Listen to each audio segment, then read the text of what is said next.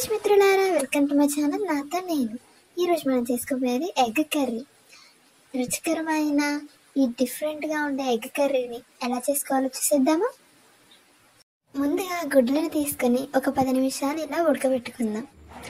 ఉడకబెట్టుకున్న తర్వాత గుడ్డుని జాగ్రత్తగా మెల్లగా తీస్తూ ఒక్కొక్కటిగా తీసి పక్కన పెట్టుకుందాం. ఆ తర్వాత దీనికి కావాల్సిన పచ్చిమిర్చిని కట్ చేసుకుందాం. ఆ తర్వాత ఒక పెద్ద సైజు ఉల్లిపాయను కూడా కట్ చేసుకుందాం. దాంతోపాటు 3 టమాటాలను కూడా కట్ చేసుకుందాం. ఇప్పుడు స్టవ్ మీద ప్యాన్ పెట్టి ఆయిల్ని వేసుకుందాం. అలాగే కొంచెం పసుపు, దాంతోపాటు కొంచెం ఉప్పు. ఇప్పుడు ఉడకబెట్టుకున్న గుడ్లని ఒక్కొక్కటిగా ఈ ఆయిల్లో వేసుకుందాం. వేసుకున్న తర్వాత లో ఫ్లేమ్లో నెమ్మదిగా ఈ గుడ్లని వేయించుకుందాం. ఈ వేయించుకున్న గుడ్లని పక్కన పెట్టుకొని ఇలా కట్ చేసుకుందాం. ఆ తర్వాత మళ్ళీ ప్యాన్లో తాలింపు దినుసులు వేసుకుందాం. ఆ తర్వాత కట్ చేసుకున్న పచ్చిమిర్చి ఉల్లిపాయలు వేసుకుందాం. ఉల్లిపాయలు కాస్త మగ్గే వరకు వేయించుకుందాం. అలా మగ్గిన ఉల్లిపాయలకి కొంచెం అల్లం వెల్లుల్లి పేస్ట్ వేసుకొని కలుపుకుందాం. అది కాస్త వేగిన తర్వాత టమాటా ముక్కలను వేసుకుందాం. ఈ వేసుకున్న టమాటాలను కూడా కలుపుకుందాం. ఈ టమాటాలు మగ్గే వరకు వేయించుకుందాం. చూసారా ఎలా మగ్గిందో?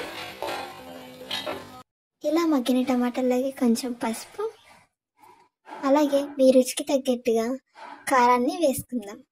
నేనైతే 1 స్పూన్ వేసుకున్నా అండి. అలాగే రుచికి సరిపడా ఉప్పు వేసుకొని ఇప్పుడు బాగా కలుపుకుందాం. 2 నిమిషాల వరకు మగ్గనిద్దాం.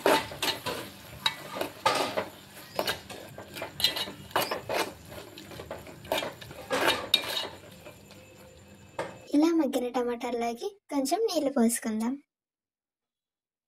నీళ్లు పోసుకున్న తర్వాత ఒక 5 నిమిషాలు ఉడికించుకుందాం.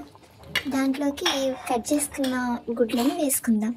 ఒక 2 నిమిషాల తర్వాత కొంచెం ధనియాల పొడి, అలాగే గరం మసాలా పొడి వేసుకొని ఉడకనిద్దాం. అలాగే దాంతోపాటు కొత్తిమీరని కూడా వేసుకుందాం.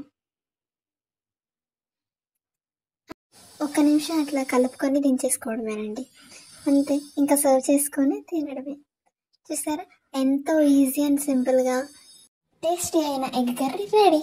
ఈ ఎగ్ కర్రీని మీరు కూడా ట్రై చేసి ఎలా వచ్చిందో కామెంట్ చేయండి.